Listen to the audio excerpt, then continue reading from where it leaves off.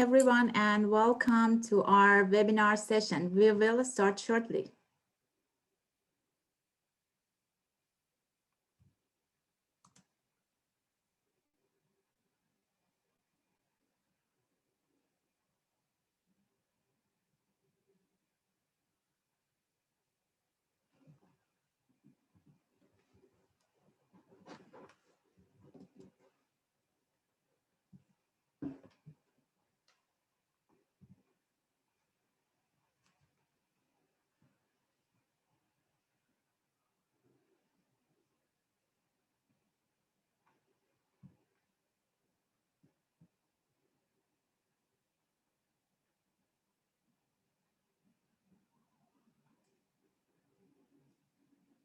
Just a couple of seconds because I see that people are joining and we will start soon.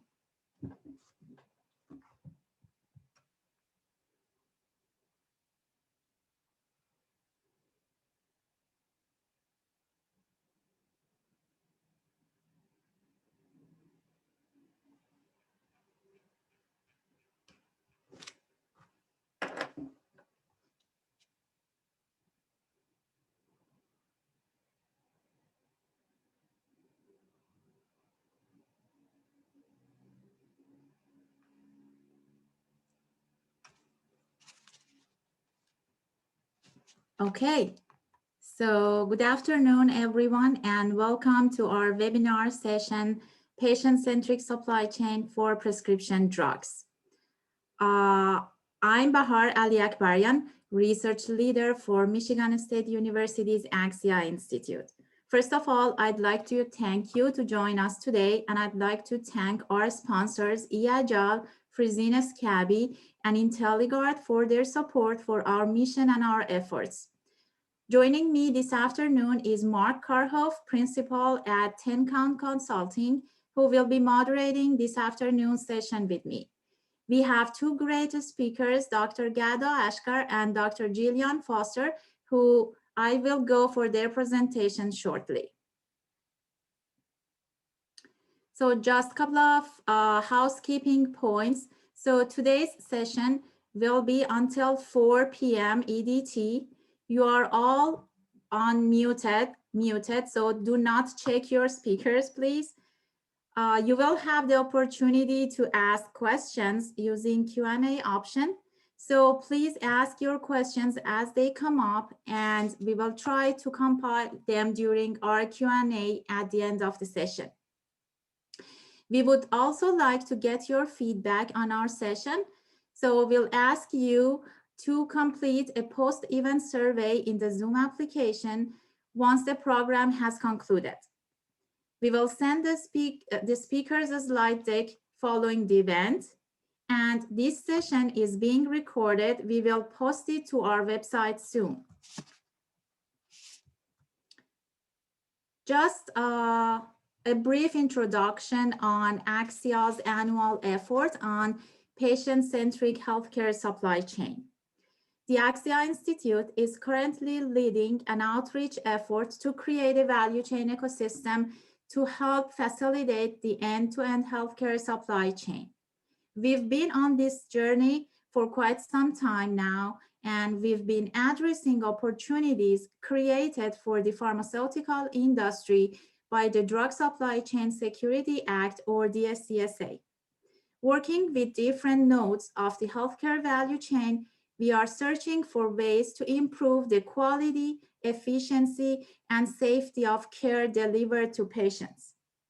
Last October, we held an online conference titled Securing the Supply Chain for Critical Medications. The session was keynoted by Christopher Jerry, founder of the Emily Jerry Foundation, which he started after his infant daughter Emily passed away due to a medication error while she was undergoing chemotherapy. During this session, we focused on the supply chain for anesthesia and heard from a number of industry practitioners on the challenges of the supply chain for critical medications. In our current phase 2, we'll be delivering webinars in April and May Today, we'll be focusing on the patient-centric supply chain for prescription drugs. And in our event on May 19, we will focus on exploring supply chain management strategies with a patient-centric approach. Beginning in August, we will enter the next phase of our exploration, where we will host 2 fireside chats. We are trying to line up the FDA to participate and provide us with a regulatory perspective. And we will conclude a second fireside chat focusing on technological innovations that can help address these challenges. And after that introduction, I would like to introduce our 2 great speakers, Dr. Gada Ashkar, Director of Ambulatory Pharmacy Services, UCLA Health, and Dr. Jillian Foster, Pharmacy Service Line Administrator from Baptist Memorial Healthcare. So I'd like to thank you both for joining us today, and I'd like you to introduce yourselves and talk about your role and your organization, please. So Gada. Hi, thank you so much for the introduction, Bahar. I'm Gada Ashkar. I'm the Director of Ambulatory Pharmacy at UCLA. Currently, I oversee 5 retail pharmacies and a specialty pharmacy. I also oversee the transitions of care, the discharge part of the transition of care at UCLA, and the Meds to Beds program. Prior to my role at UCLA, I used to be a pharmacy district manager at CVS, where I oversaw districts from 18 to 22 pharmacies along the years. During my time at UCLA, we actually started the specialty pharmacy. We've introduced a lot of new workflow. We expanded the Meds to Beds program. And yeah, we're working consistently on advancing patient care and the role of the retail pharmacy within the institution. Thank you, Gada. And Jillian, please. Yes, thank you for having me. I'm Jillian Foster. I'm the System Pharmacy Administrator for Baptist Memorial Healthcare Corporation. Our corporate office is in Memphis, Tennessee, but we have facilities in Mississippi, Tennessee, and Arkansas. We have 21 hospitals. We have 8 outpatient pharmacies, to include a specialty pharmacy and a mail order pharmacy. We also have a home infusion pharmacy company, and we have several outpatient infusion centers. Thank you again for having me, and look forward to our time together. Perfect. Thank you for joining us. And now, Mark, the floor is yours to interact with our speakers and get their perspective on patient-centric supply chain for prescription drugs. Great. Thanks, Bahar. I'm glad to be here today. My name is Mark Harhoff from 10 Count Consulting. I just want to thank Michigan State Axia Institute for putting this together.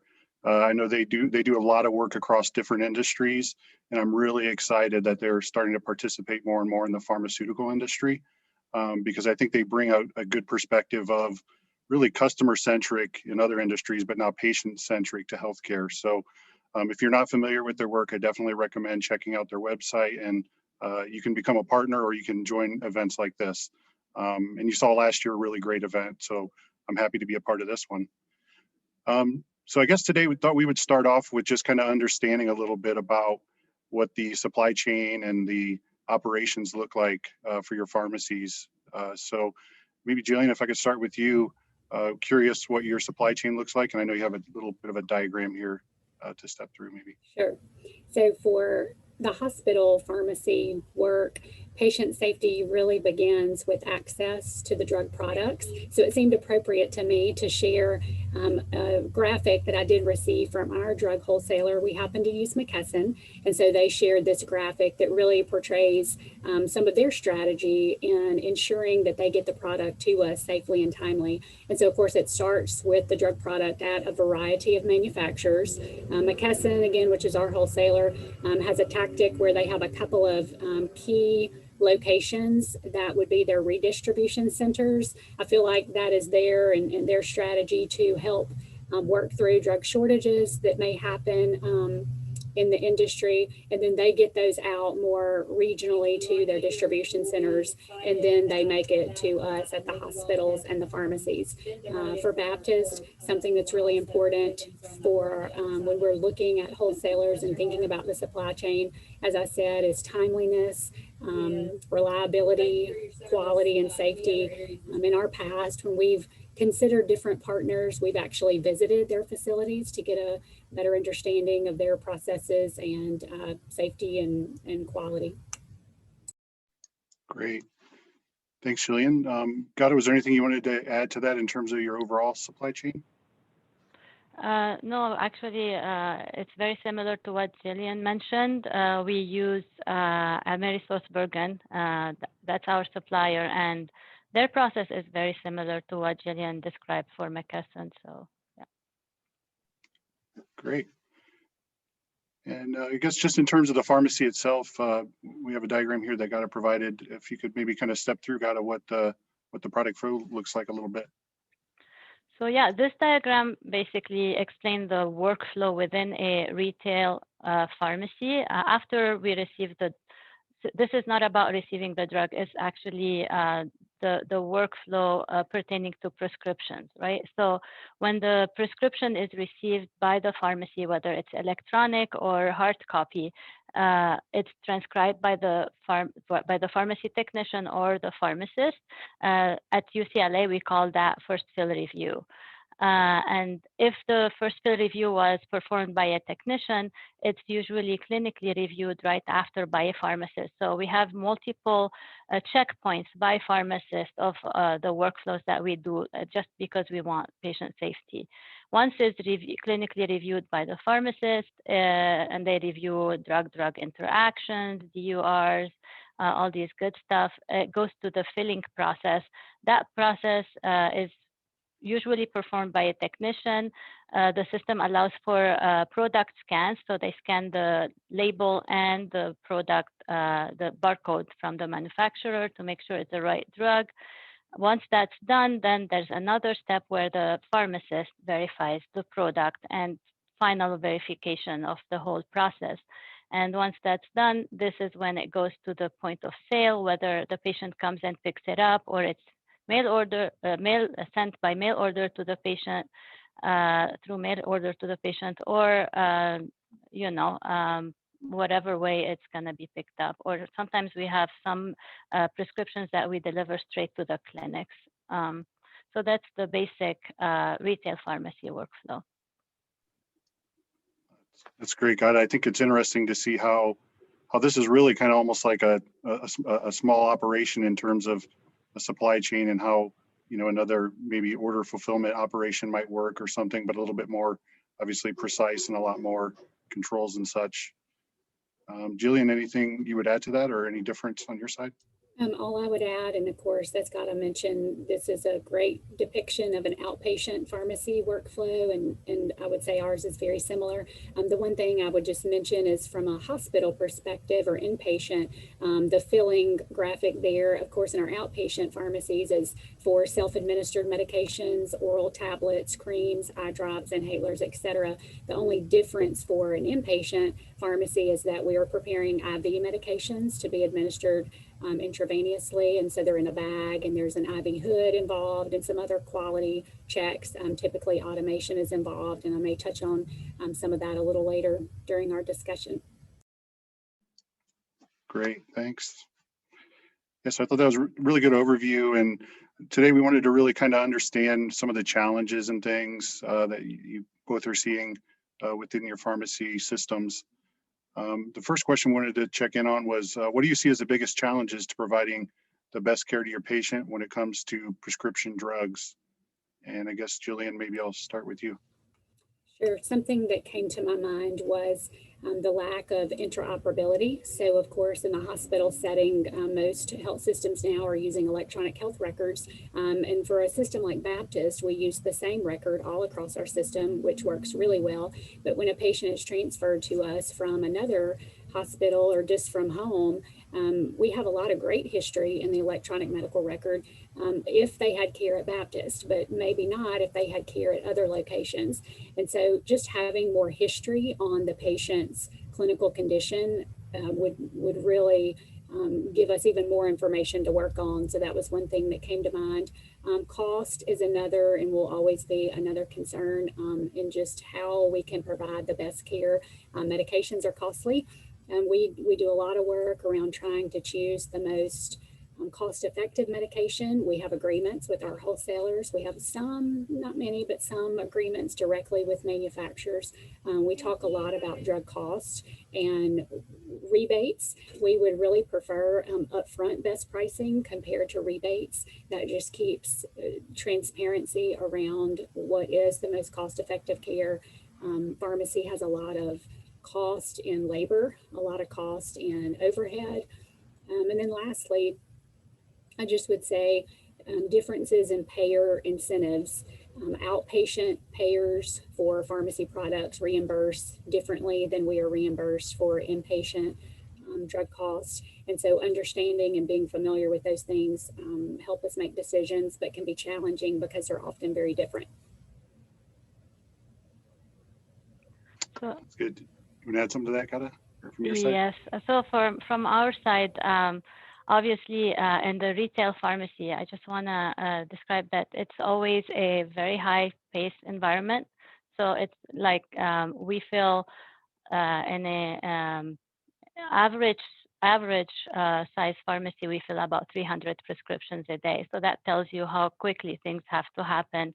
And we have to stay accurate with what we're doing. So the human factor is one thing that we're always looking into, and how we're gonna operationally make our operation sound and have the system checks that to eliminate the error, the human error. So whether on all the aspects of the workflow. Another challenge that we have in the retail and the specialty pharmacy side is really the LDD access and the payer influence, right? Like sometimes I have one of my patients, I receive their prescription, but then the insurance doesn't allow me to fill it in my pharmacy. I have to transfer it out. And how is that gonna look for the patient? Are they gonna be following up on that? And we try our best in our own pharmacies for our own patients to follow up and make sure, but I can see how this can break the adherence of the patient if there's no proper follow-up. There's also, you know, when interdisciplinary communication, and this is a big challenge that we're always addressing, like how do we communicate with a different department within the hospital to make sure that patient care is flowing properly, but also outside pharmacies have a bigger challenge with that, and I've dealt with that when I was at CVS, where sometimes I don't know who to reach in the hospital or which in the doctor's office to kind of address a patient safety issue or whatnot. And obviously, if it all starts as far as retail pharmacy with receiving the proper drug, right? If I receive a counterfeit drug, I can do everything right along the way, but then the patient will not get the proper medication at the end. So it's a very highly regulated and very high-paced environment, and there's no place for error. And yeah.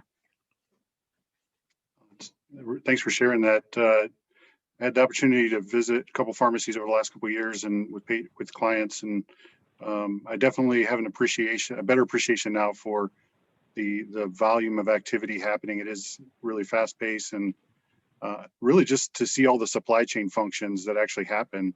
So you're scanning product, you're keeping track of inventory, you know, you're dealing with barcode issues, you're taking, you know, all kinds of different transactions that are really heavily supply chain related. So that was really insightful. Thanks for sharing those. Given the role each of you are in, what factors support your decisions for choosing the best practices, I guess, for things that support your patients? Yeah, so I would really, go ahead, Jillian. Yeah, I would really sum it up really with probably cost and then clinical factors. So for cost, of course, in the hospitals, the way payers reimburse us is the lower the cost, the better. We're typically reimbursed on a flat rate for a given diagnosis. But we're really, hopefully God is pleased with this, we're really attentive to what's prescribed for them at discharge, because we want there to be continuity of care as they go home and not have to return to the hospital. So cost and affordability for patients at discharge is another very important thing, and helps make our decisions about what is prescribed to them. We do use a lot of patient assistance, sometimes manufacturer sponsored patient assistance, sometimes copay cards, but we're really careful about patient assistance. Sometimes those things can be very good and beneficial for a short period of time, but then the patient's left on maybe an expensive brand name medication that after a copay card or coupon runs out, they're left wondering what to do next. So long-term affordability are things that I know our pharmacy teams think about and that are important to us. And then clinical, of course, national guidelines from national professional associations, primary literature around published studies that are large and clinically and statistically significant impact our decisions. And then consensus from experts. Sometimes there may not be a national guideline or a piece of primary literature to inform us about the best practice for patients. And so at Baptist, and I know other health systems, we have infrastructure in place with physicians and pharmacy and nursing leaders to help us come to a consensus about what the right decisions would be on a matter for our patients. That's great. Go ahead, Gada. Yeah, that's true. And Jillian, you hit a soft spot for us here for continuity of care and making sure the patient is able to afford their medication as they leave the hospital, because if they can't, there's a very high chance they're going to drop therapy and be readmitted. We really focus our decision making on patient safety and overall patient outcomes, like Jillian said. Cost for us, it's more also making sure that a patient has access to drugs, that their insurance is going to cover it, what's the reimbursement rate is going to be for us, so that which medication are we going to choose if there's multiple generics while being still safe for the patient.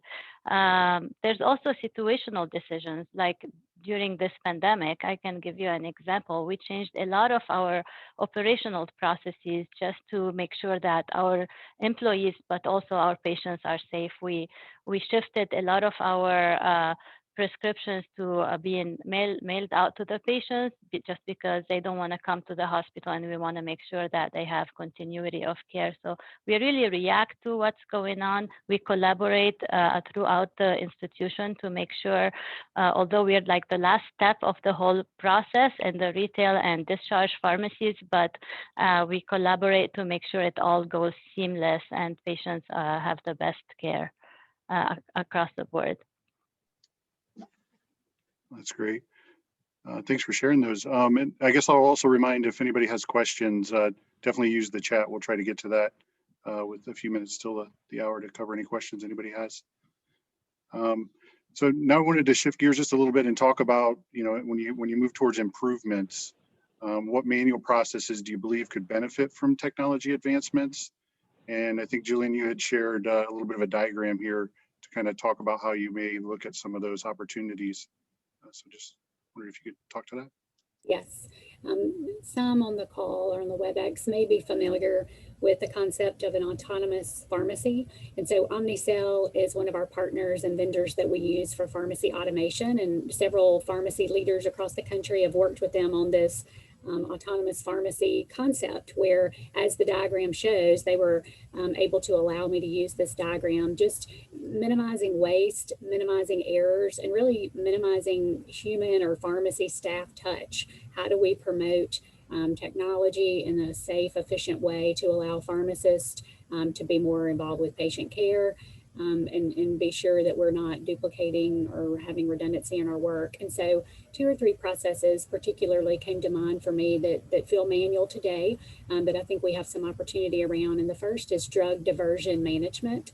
So this, of course, is important from a regulatory perspective, but all pharmacists and pharmacy leaders would want to minimize, monitor, be aware of drug diversion, drugs used in a way that they were not prescribed. And so for our hospital pharmacies, we look at drugs that were ordered through the electronic medical record, And then we look at drugs that were removed from our automated dispensing cabinets, and hopefully we never find that those do not match up. I mean, if something was ordered for a patient, it should be removed from the automated cabinet and administered to the patient and documented as such. And hopefully that always lines up, but it's the responsibility of pharmacy leaders to have a way to monitor that. And so while we do have, and others have, automation and some technology and reporting, it's not 100% closed loop. There continues to be some manual auditing that takes place, and it's important work, so people do it, but there sometimes can be some time-consuming manual work there. We mentioned earlier pharmacists reviewing the product before it is final dispensed to a patient. So our pharmacy technicians are excellent and help us prepare products, but a pharmacist is the final check for the product. And there are technology solutions such as cameras and other things that can really promote efficient workflow. We want to make sure those are safe. Some boards of pharmacy that regulate pharmacy workflow and pharmacy locations, some have specific requirements around telepharmacy or camera or remote pharmacist verification. Some may not yet, and so that's something that the safety around that continues to be important and continues to be studied. And then lastly, just pharmacy drug inventory and how we do not have that completely automated and completely virtual. So there's a lot of manual scanning that has to be done to get to a place of having a real perpetual inventory. And sometimes that's not a luxury that a pharmacy team may have, to have those people or to have all that technology to even prepare to have a virtual or a perpetual inventory that you could see real time. Many and most pharmacies still have drugs on a shelf, maybe some that's automated in cabinets and other technology, but a portion of their drug inventory is usually still very manual and not electronic or automated. So those are some opportunities.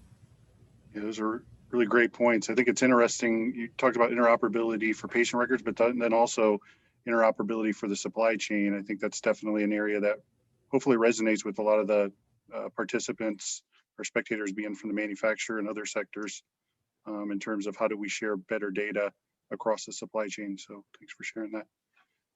Gada, how about from UCLA side? Yeah, I mean, obviously technological advancements are always on the forefront of our operation. We're always trying to find ways to get better and like Jillian said, give the pharmacist the opportunity to focus on their clinical work rather than technical work. We have discharge pharmacists that go do meds to beds at bedside in the hospital. And I want these pharmacists to be able to spend time with the patient in the room, consulting, rather than having to worry about how they're gonna collect payment and those different aspects of the workflow that can be automated somehow. From that aspect, actually, we're still manual because we're trying to be PCI compliant, and sometimes the regulatory requirements hurdle, like stop you from advancing a little bit more as far as technology, and kind of works against you. There's a lot to be done when it comes to the supply chain and supply chain transparency.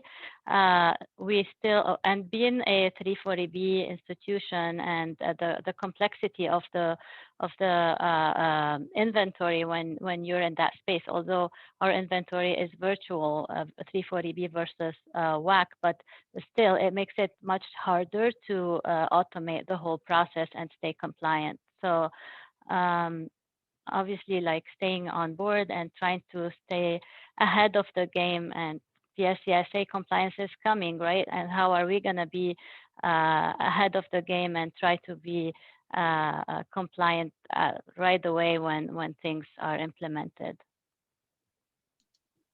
Well, that's really great, God. I think it is definitely something that, I think upstream, you don't necessarily see as much as what you see on the pharmacy side in terms of the impact of compliance and all the things that you're required to do. And the Drug Supply Chain Security Act is definitely, hopefully, an area where a lot more collaboration and working together can sort of come through, because obviously manufacturers and then distributors and repackagers have had to deal with the implementing pieces of the law and should be able to significantly help the dispensers over the next couple of years as we get to 2023 interoperability.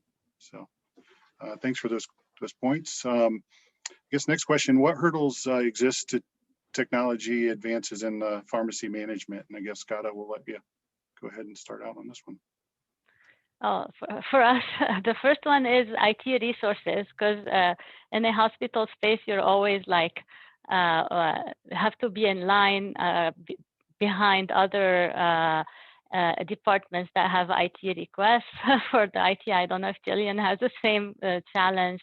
There's operational resources. How are we able to kind of be able to implement things in a very high-paced environment? Budgets definitely are at the forefront of that. The infrastructure, we use Epic Willow right now, and sometimes the system does not allow us to go as far as we want, or Epic, like what we're trying to ask or from them is not on the forefront of what they want to implement right now or change or add or enhance. There's sometimes regulatory limitations, like for example, I would want to partner up with an outside vendor, but our regulatory compliance puts limitations on how we can partner because of data protection requirements, right? They're not going to allow us to exchange data without those protections in place.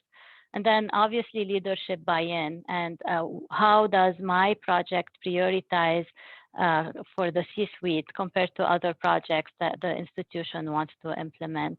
And lastly, coming from 2020, unforeseen circumstances like the pandemic that can stop us. Like we had so many projects lined up that we had to wait because we had to react to what's going on. And then later on, we had to kind of start again. Those are really great. Jillian, anything from your side to? Yeah, you know, the cost, I've mentioned cost several times, it's important to us. And so cost is really, you know, can be a hurdle. So we have a lot of things that are capital expenses. And so most health systems have a pretty structured process on how to plan for and have capital expenses approved. And then we have operational expenses, which if we know ahead of time, we can budget, and perhaps those are more easily integrated into our departments and budgets and things.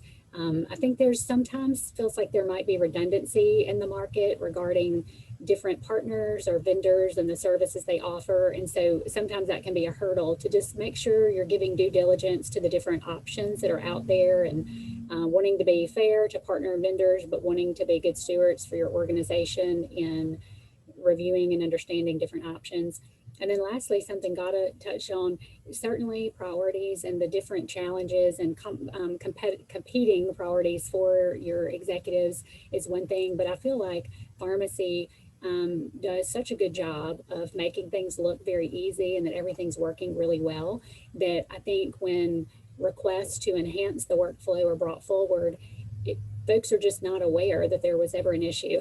I feel like pharmacists can smooth it over and really put forward some effective and efficient workflows, but that doesn't mean that there aren't still gaps in safety and quality, and that doesn't mean that some enhancements couldn't be made. And so that can be a catch-22. That's really great. Yeah, I think you both are kind of resonating on the point of really patient focus, and for the upstream participants in this call, I think I love what I think it was Gada said about really trying to help the healthcare providers and pharmacists focus on providing, you know, services and, you know, the needs of the patients. So that's an area that I hope resonates with people in terms of helping support. Really, I think that's how the manufacturers and distributors can become patient-centric, is they can support those who support the patients by, you know, doing a lot of the supply chain functions and automating things. I guess we'll go to the next question. What impacts do issues in your supply chain have on availability of medicines in your pharmacies? I know we've heard a lot about drug shortages, transparency, delivery time. So what kind of impacts do you both see in your pharmacy around these things? I guess, Jillian, if you want to start that one. Sure. Drug shortages have been for some time an issue and continue to be. Similar to my comment on the prior slide, I feel like pharmacists and pharmacy leadership have really learned to sort of block and tackle regarding shortages. That may have been something that really slowed down a department or really was a barrier several years ago. I think it may not be that shortages are better, but I think we manage them better. And so we have processes in place to understand what alternatives are very quickly, have those approved by our medical staff, and really work through those. So to me, it feels, as a pharmacy administrator, it feels that only a few times a year do we really have a critical shortage that really requires, pulling the troops together. Otherwise, our teams manage those fairly well. Inventory transparency, I mentioned that earlier as well. We have a lot of automation around the Baptist system, and so we do have some transparency, but not 100%. And so that's more probably of a daily process that impacts our pharmacy teams at their own location, where they're looking for what they have, maybe calling one of our sister hospitals and working through maybe what they need before they place an order. And then timely deliveries, because we have good partners. I mentioned McKesson is our wholesaler. Only recently, and they did as good a job as any of us in trying to be prepared. In the South, we're not accustomed to snow or ice. And so when that happens, especially if it's more than one day, that can really impact our timely deliveries. And so we did have some issues then, but those are rare as well. It seems like it has been in years of unprecedented events, huh? So yeah, thanks for sharing those. Gada, how about you from your side? Things that jump out on this? Oops, I think we got you on mute, Gada. Yes, I was on mute, sorry. So drug shortages unfortunately became part of our daily activities. So our staff are pretty used to react to those. And like Jillian said, a couple of times a year, we have to jump in and help out. I just sometimes we got hurt with when we talk to supply chain transparency. For example, if there's a drug shortage, the suppliers put things on allocation, and they kind of estimate what the pharmacy should usage is, and sometimes they miss that estimation, right? And you find yourself not being able to acquire the drug. And sometimes when that happens, we have to go straight to the manufacturer. And when you're ordering direct from the manufacturer, that's going to delay. For us in the retail space as well, it's always this balance that you have to find between keeping enough inventory on the shelf, but not having too much dead inventory on the shelf. But you want to also plan for the shortages that you think are going to happen. And there's some drugs that now we know are always on shortage, and we plan for that, unfortunately. It would be nice if there was more transparency in the supply chain, so we kind of are able to plan ahead better, not just assume and try to react to things. Those are really great points. I think that has been striking for me to see just how much of a, I think there's been a lot of focus on the actual shortages themselves without really, as an industry, taking a step back and saying, why is this happening? And it really is kind of basic blocking and tackling things in many industries. It's visibility to, inventory, it's, interoperability, smart transparency. I think sometimes people get scared of the word transparency, but if you, think of it as smart transparency, what are the things that I can share or either mask? That's one area that I hope, DSCSA and the technologies that are unfolding can help really support some of those issues, because I think some of the things that we've heard from different parts of the supply chain, it's really interesting, and it's a little scary, frankly, to see what has to happen sometimes in order to, hold on to the hot demand product, really just to have it for your patients. But it's really kind of a shame that it has to be like that. So hopefully forums like this, and that's really the intent of these kind of conversations, is to understand better what it looks like from the patient side, and what things can the industry do to better support and resolve some of those issues. So yeah, thanks for those. I think I was also curious a little bit too. I think Data, I think, is kind of another one on that same kind of topic. I'm curious, maybe as you answer this question about the greatest opportunity for human error, I'm also curious if you're how data plays into that, especially like product information, dosage, strength, and getting accurate information. So maybe Gada, do you want to start out on this one maybe? Yeah, I mean, obviously, having a supply chain where there is communication, electronic communication across the board would help tremendously, and eliminate the human factor for kind of making those decisions, and for verifying the products manually. That would make a huge impact and would eliminate the human factor in the drug supply chain. Even if you think about when there's a shortage of drug and there's a need for substitution of product, we're still relying tremendously on the end user to kind of make those decisions. Most of the time now we kind of know which drugs are mostly going short, and we kind of plan for it, and we have a guideline for the end user. But there's a lot of times, especially in the retail side, because sometimes you get a prescription, you didn't know that it's going to be prescribed. You want to have the medication on hand, it's not available or whatnot, and what kind of substitution is going to happen, and you're relying on the end user to make that clinical judgment and substitute, which is why we have our pharmacists. But it would be nice if there's some kind of automation that would help through that process throughout the supply chain. Great. How about you, Jillian? Yeah, I feel like the drug label, from the manufacturer and the barcode, that's really everything to us. And so that's really where it starts. But, even with all that automation, and even as we bring it into the hospitals, there may be humans and human error involved, even with label adherence, barcode adherence to a product. And if that is done incorrectly, that's just downstream safety issue all the way down.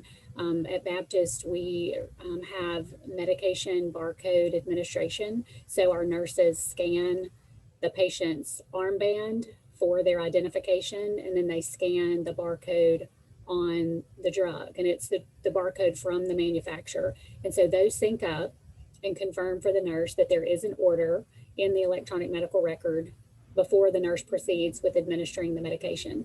So most of the time, those barcodes are adhered by the manufacturer, and we train our nurses to use that barcode, not the barcode on the label from our hospital, but use the barcode on the actual product. But some things in a hospital, because we have to unit dose medications, we may use a large bottle and break that down into 30 doses and unit dose package those. And so we apply our own barcode for those. And so, humans are involved in those processes and adhering those and printing those, and errors can happen there. And so that's really important. Our data shows that our nurses barcode scan, our goal is to do that 98% of the time, and we're meeting that. And so it's really important for that to be right. I mentioned labeling, look-alike labels that are same color, have maybe the same font, but are different medications, are also can set us up sometimes for human error. We try to separate those on the shelf. We try to call attention to them with bright labels and educate our staff, but those are just some examples of potential for errors. And Mark, I want to add, yes, barcode scanning is huge for us. Also in the retail side, the patient. So when we dispense the medication, we always provide the patient with patient information about the drug. And right now, it's all paper. So if I can show you what my patients are receiving, if it's a transplant patient, they get like 30 medications upon discharge. They get like a booklet of medication information with their prescription.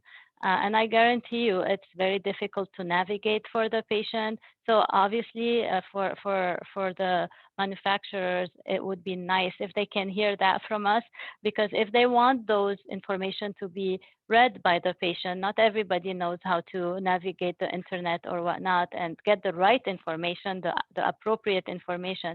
We have to find a way to kind of get it electronically somehow to the patients that are able to get it electronically, and make it easier to navigate and get them the most important information in the forefront for the patient.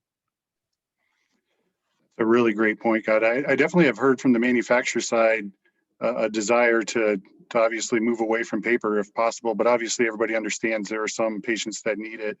So this does seem like an area that could really use some good collaboration around, because I think even the FDA is a little bit unclear on what the options are, because I think they have heard, from what I've heard, they've heard discussions about the need for paper and such for some patients. So, but it does So seem this like is where the pharmacist comes into place, right? They can kind of, like, they're the ones, you know, providing the product. They know their patients, and they can decide which one, at least at the retail side, which patient can handle paper and which patient should have it electronically.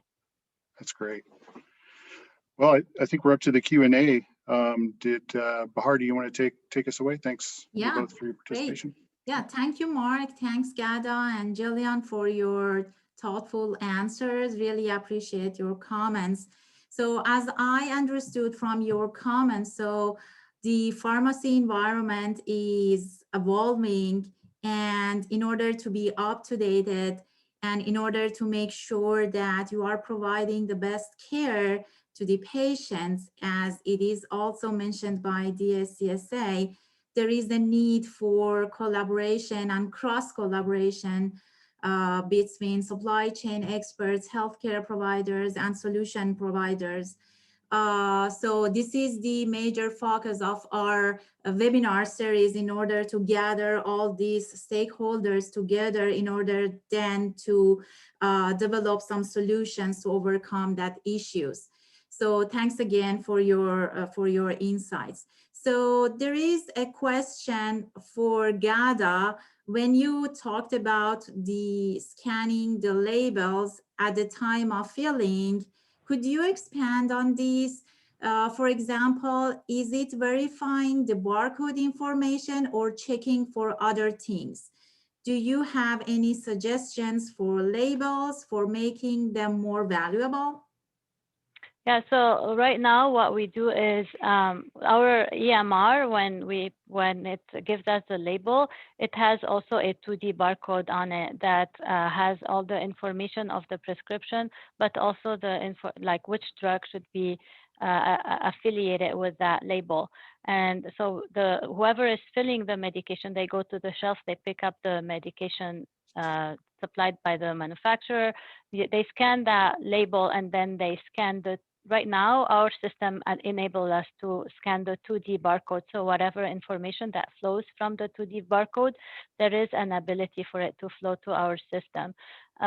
Right now, what we do with this is just the system, basically, if it's the correct product that's matching the label, it just gives them a certain beep, and it allows them to move forward with a filling process. And if it's not, it basically alerts them, and it doesn't allow them to move forward until they change the product and they match it to the label. But there is so right now we're able to scan the 2D barcode. I think that's what they're trying to get. Basically, are we able to capture all the information on the 2D barcode? I believe we are.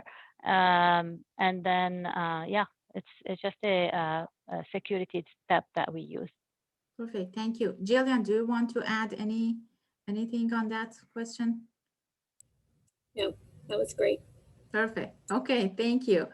So we have another question on the autonomous pharmacy level, and we are curious to know about the data visibility. So how much visibility exists now within your organization? How do you see that? Yep, so I think I mentioned that. And so I feel like we have visibility to a lot of different things. I think the issue is they may not all be in the same system. So we still spend a lot of time reconciling data, reconciling reports. And so we have this from our electronic medical record. We have this from our pharmacy automation. You know, we have this from our wholesaler, and we have this over here. And so we still spend a lot of human effort to cross-reference those items to tell us where our opportunities are or where our safety gaps may be. And so I think a point of the autonomous pharmacy is to be sure you're building overlap and be sure you're building the visibility that you need, that perhaps intelligence comes to you, not just a bunch of data, but what to do with it is already determined when you get the report. And so anything to just reduce the touches, the time, etc. The autonomous pharmacy concept has a self-assessment that I think is being promoted or is early in its promotion. And so I know it's a scale of 1 to 5, and you can answer some things and understand where you are and what your next steps would be to become more autonomous. Great, thank you. Gada, you want to add something? You are on mute. I unmuted, sorry. That's what we do day in and day out, actually trying to find ways to eliminate the human touch as much as possible and allow the system to kind of help us analyze and be accurate with what we do. So, but yeah, I mean, we have a little bit more visibility on the retail side here when we're part of the institution because we share the same EMR than outside pharmacies that are trying to provide care to our own patients. But there's still a lot to be done on that end. Mm-hmm. Great, thank you. We have another question about your organization. So what is your organization doing to ensure your pharmacists are able to continue operating at a high level well in the future? So can you share any perspective on ensuring resiliency within your organizations? We do, like maybe many other organizations, not just health system, we do a good bit of employee engagement work, surveying, understanding what some of the pain points are and what some of the items are to celebrate. Career advancement is a big important item for our pharmacy teams, understanding whether they are a technician or a pharmacist, that they have opportunity to advance if that's something that they're interested in. We do have a fairly robust pharmacy residency program all across our Baptist system. We have several locations that allow pharmacy graduates to come and do a residency program at our locations, and then hopefully, if there's an opportunity, stay on staff with us. And so a lot of our pharmacists and technicians work with those residents and are able to mentor them. But I would say career advancement and the opportunity to do different things and learn different things while still at Baptist is how we hope to avoid burnout and create longevity for our teams. Yeah, at UCLA, we always try to get the feedback from the staff when we're planning on any advancement we want to do. We get their feedback, how they would like things to be. We listen to them.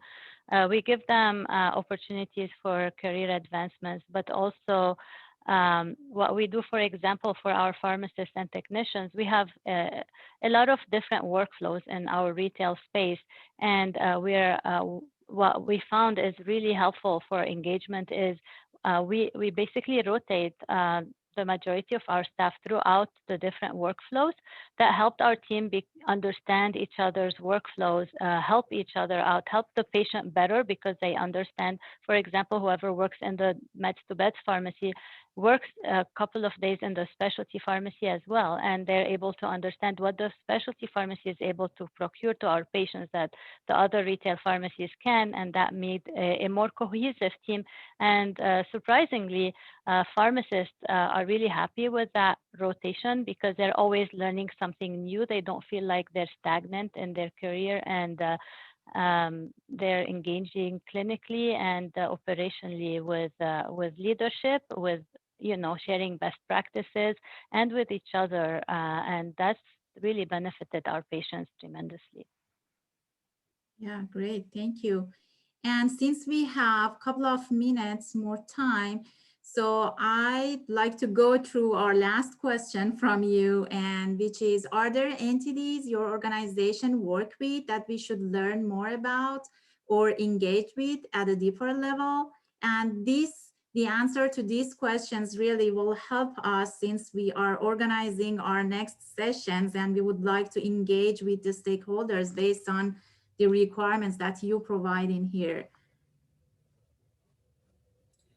I think a lot of what Gada and myself have mentioned today, come from often our regulatory agencies, and they base their recommendations on best practice and good literature and data to tell us what is safe and what is best for our patients. And so certainly the Joint Commission as an accrediting body for healthcare organizations is one that we follow and adhere to their recommendations.